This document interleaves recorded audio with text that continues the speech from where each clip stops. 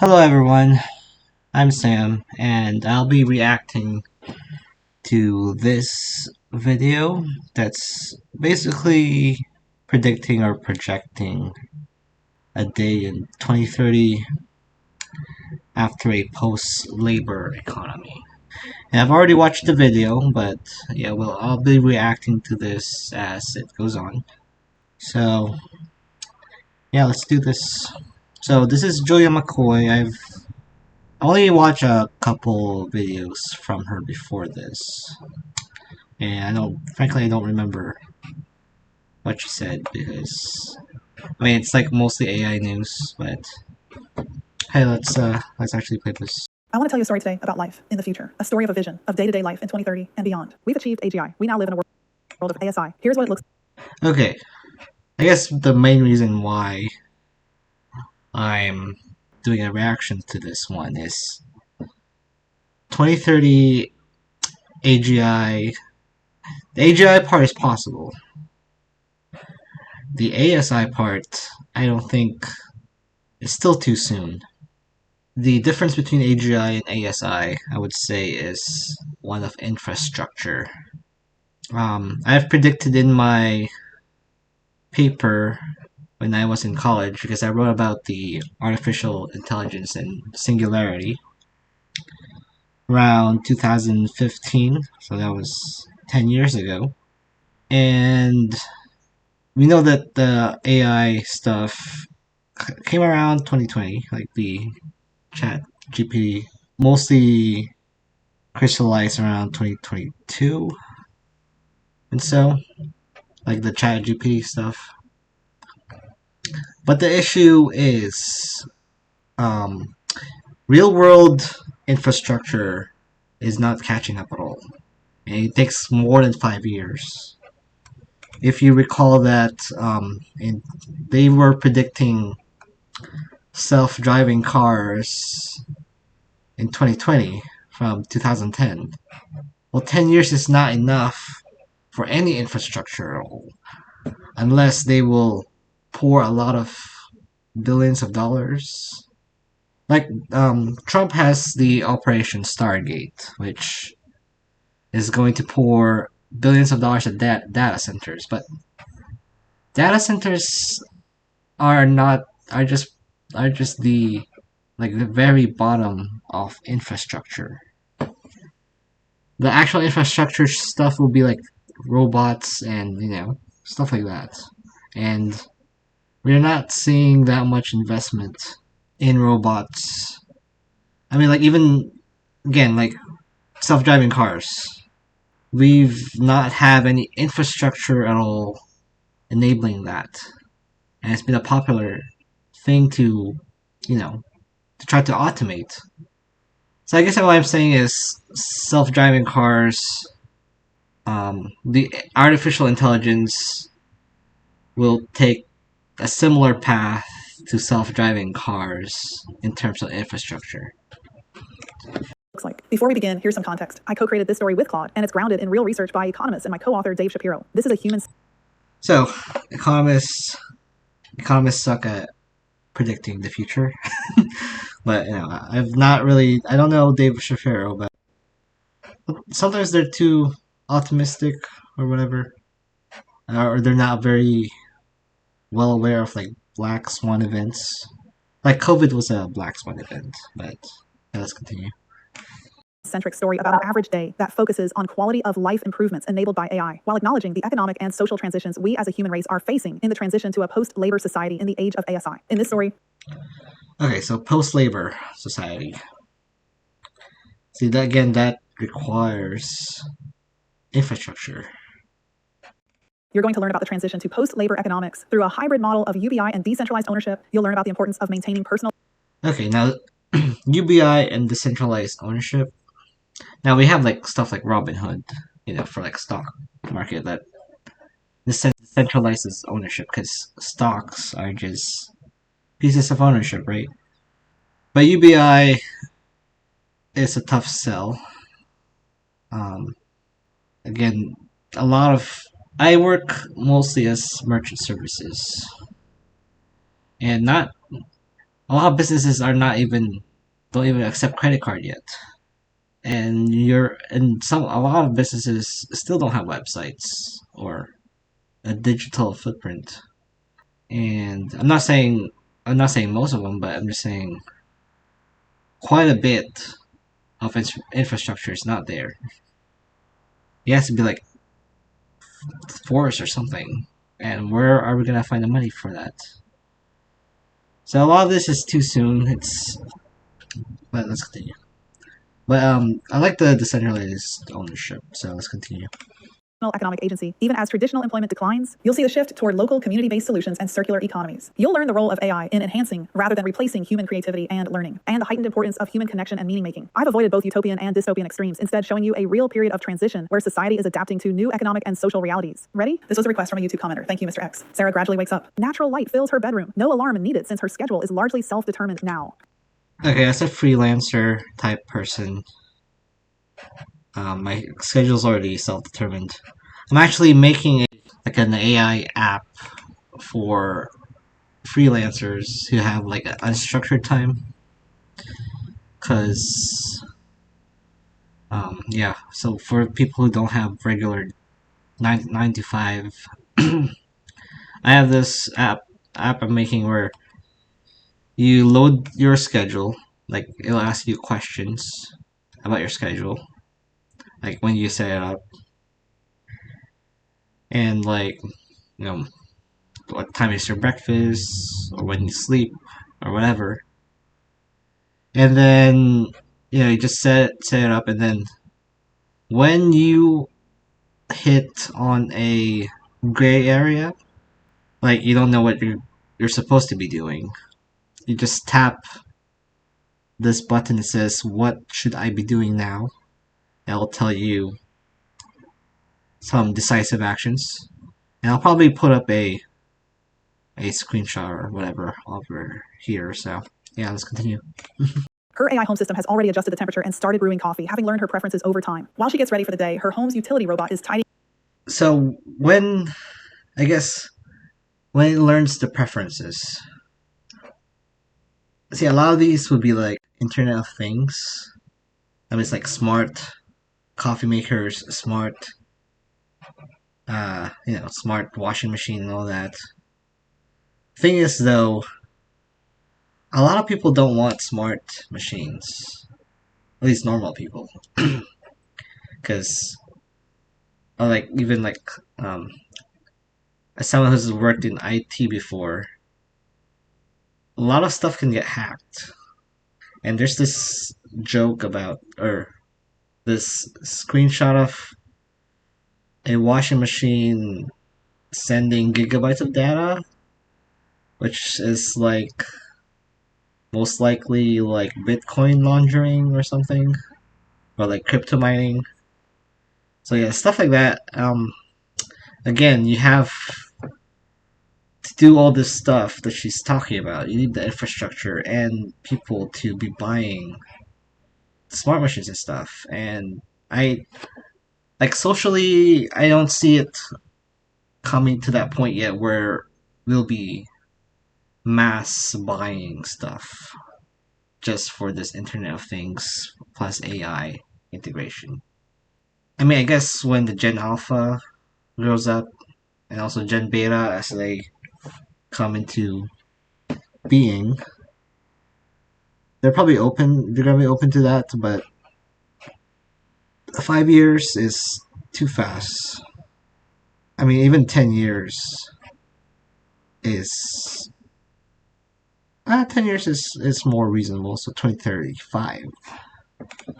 Up and starting a load of laundry. The robot isn't quite as advanced as sci-fi predicted. It's more focused on specific household tasks than being a humanoid companion. But it handles the routine maintenance that used to eat up so much of Sarah's time, for no good reason. Humans doing machine work. Over breakfast, Sarah reviews her investment dashboard. Like most people in 2030, she's transitioned from being purely a worker to being part owner in various automated systems through decentralized ownership structures. Her portfolio. Although the thing is, how would those things come to be? Like we have the ideas of decentralized ownership, but like I know like there's a co-op down a few miles from me that's like member owned.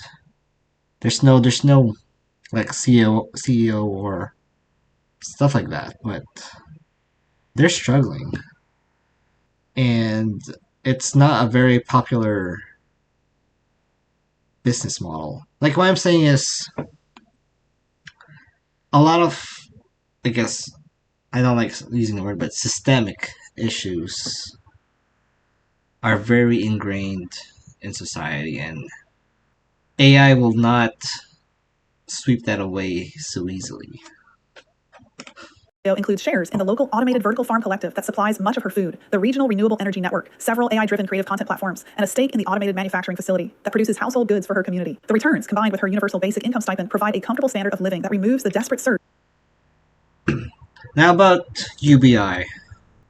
The thing about giving people money, like stable, is prices will rise. Unless, I mean, legally, there you can do like laws where it prevents people from raising their prices because of UBI. But basically, you know that a lot of like landlords, even like BlackRock, which owns lots of houses, they'll probably raise the price they're renting to whatever UBI there is. So if you get like a what, you get like $1,000 per month in UBI, what's preventing BlackRock to raise your rent by $1,000? Basically eating up that, you know, that stipend. Search for a paycheck from Sarah's life. This hybrid model of UBI plus decentralized ownership emerged as a key solution to maintain economic agency as traditional employment declined. Sarah spends her morning taking an advanced course in biological systems design, not because she needs it for work, but because she's genuinely interested in it. The AI tutor adapts perfectly to her learning style using immersive simulations and real-world examples. Education. Well, I know it's like stock footage, but we're probably not gonna be, well, hopefully we're not gonna be using any bulky VR glasses. I like the Google Glass. Like I like it, that subtle thing. I guess we're gonna see more augmented reality stuff.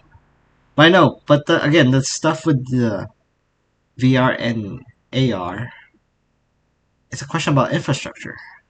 Real world stuff is linear. AI may be exponential. Like we see leaps of, you know, reasoning power or whatever, or like AI agents. Um, it's they're very good at the digital space. But as far as the physical, which, you know, the real world that we live in, that needs a lot of development. And real-world examples. Education has become a lifelong pursuit for many in Sarah's world, now that it's disconnected from pure career. Yeah, this is not gonna happen in 5 years. Again, 10 years is more reasonable. But I'll even, if we don't overcome the physical limitation, which, you know, self-driving cars still haven't done that, and like we have like smart city initiatives. There's a smart city initiative here in my city in Columbus, and they still haven't done the self-driving part because that requires infrastructure, and you know infrastructure costs billions of dollars, millions if not mil, well, you know, millions or billions, and you know no one's ever done it in a big enough scale unless you know you go to like the Arabs, like they wanted to build like a lion city, and that's supposed to be AI powered at some level.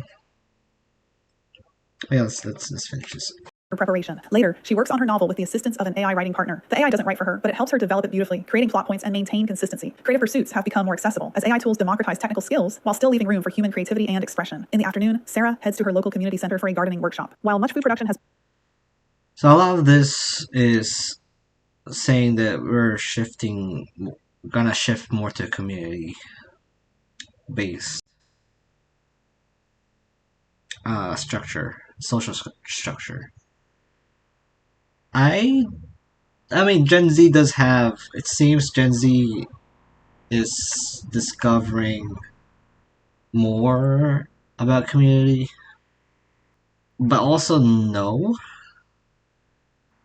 like we're still a lot of us are still isolated, and I don't know if AI will actually push us to more community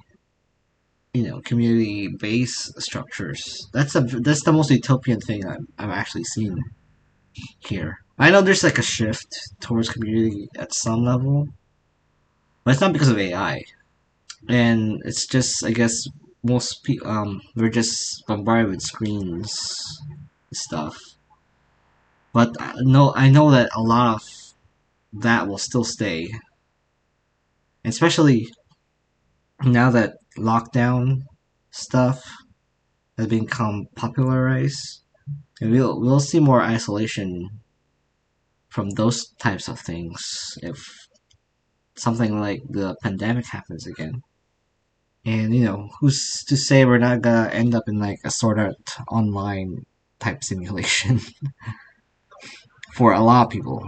I mean, I know for me, I go to like church and a lot of networking groups, mostly for networking groups are for my business because I sell merchant services. That's my main thing.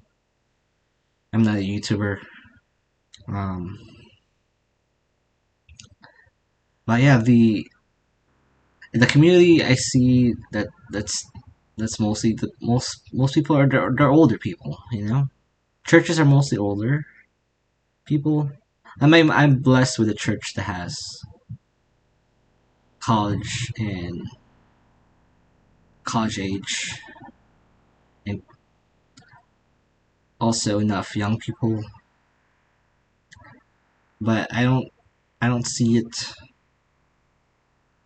I guess what I can say is we're still atomized and isolated as a society still, and I think something AI is not that drastic to force us into community. At least not so far as I can see. Has been automated, many people choose to maintain small gardens as a hobby and connection to nature. The workshop combines traditional knowledge with AI-optimized growing techniques. The community center itself is a hub of activity. While traditional employment has decreased, people haven't become isolated. Instead, they found new ways to contribute and connect. Some teach skills, others organize events, or work on community improvement projects. Economic value isn't the only measure of contribution anymore. Sarah has a routine health checkup but doesn't need to leave home.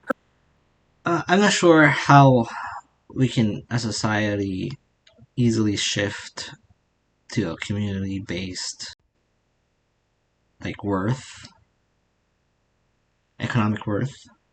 I mean, I guess it's gotta be like like a lot of work is titles. Trying to get as much titles as you can, other than just money, pure money. Um, so, but also a community focus. When something shifts to that, stuff like cults and stuff can also start. Yeah, it's true that community. It's not community will be emphasized. It's not gonna turn immediately to this communist utopia. Like there's a lot of stuff like cults or whatever that will spring up. Her AI health monitoring system has been tracking her vitals and biomarkers, and she connects with her doctor via immersive telepresence. With AI guiding her health checkups, the results are 1,000 times more accurate than the failure points of a human doctor. The doctor reviews the AI's analysis, but provides the human touch in interpreting results and discussing preventive measures. Healthcare has become more predictive and personalized while remaining fundamentally human-centered. In the evening, Sarah attends a mixed reality. I guess one of the things is she keeps talking about human centricity and community centricity. Like as she said, she doesn't even want to be dystopian, but a lot she's saying is very utopian as well. Like the ones who have AI, like the big corporations, are not very human centric people. Will they really allow us to have something like this? Reality concert with friends, some physically present, others attending virtually from around the world. Entertainment has evolved to blend digital and physical experiences seamlessly. The performance itself is a collaboration between human artists and AI, creating something neither could achieve alone. As Sarah prepares for That I can see the AR again, the VR and AR, but it's gonna be something that, as Mark Zuckerberg said, you need to probably still carry something around. And he's trying to replace the iPhone as a staple with like glasses, VR glasses. I mean, I can see that happening, but not in a very quick way. Definitely not in 5 years. There still needs to be, okay, again, the infrastructure is key, and also society. I guess the societal changes can arise from that, but it's not in a vacuum. AI is just the very bottom, like the software part. The hardware is very much important to actually shift the whole thing. And I just don't think it'll do that in 5 years. Bed, she reflects on how different life is from just a decade ago. The transition wasn't always smooth. There were difficult adjustments as traditional employment declined, and society had to develop new models of economic participation and personal fulfillment. But humans proved adaptable. They found new ways to create value, connect with others, and find meaning beyond traditional work. The AI revolution didn't create a utopia, but it did help build a world where people have more freedom to pursue their interests and contribute to their communities in diverse ways. The basic infrastructure of life, food, shelter, healthcare, education has become more accessible through a combination of automation, UBI, and decentralized ownership. This hasn't eliminated all inequality or challenges, but it has created a foundation for a different kind of society, one where human flourishing isn't tied exclusively to economic productivity. As Sarah drifts off to sleep, her home system gradually dims the lights and adjusts the temperature. Tomorrow will bring new opportunities for learning, creation, and connection in this transformed world. Welcome to life. I guess what I'm saying, this it's not like after the pandemic, the very big shift to work at home. AI is slower to be adopted. So something that like a drastic something drastic as the pandemic would be necessary for people to actually change. Like when we had the internet, a lot of it changed, but it was over time. And I think the internet is still a bigger leap than what AI could be, at least in 5 years. And the internet did not saturate society for a long time. So I'm still giving AI a very long time. It's definitely not 2030. Life after AGI. The post-labor economy awaits, and this is the beautiful, accessible, wonderful, decentralized future I believe we can build. Signing off, Dr. McCoy. Well, yeah, that's the Julia McCoy's video. Apart from timing, 2030, again, infrastructure. Otherwise, AI will be like self-driving cars predicted in 2020. It's very stunted. Societal changes will not immediately arise from AI unless, again, infrastructure. From the physical arises the psychological and then the spiritual. Body, soul, spirit. And a lot of AI is just psychological or, well, idealistic. So, well, it's just way more optimistic than it's supposed to be. I am sticking to my prior prediction of 2050, which echoes other singularitarians. I'm not a singularitarian in the sense that I want singularity to happen, but in what like a form of singularity will happen, but not. I'm not an advocate for it. I just see it's an inevitability at some level. Anyways, I'm rambling now. Yep, subscribe and all that.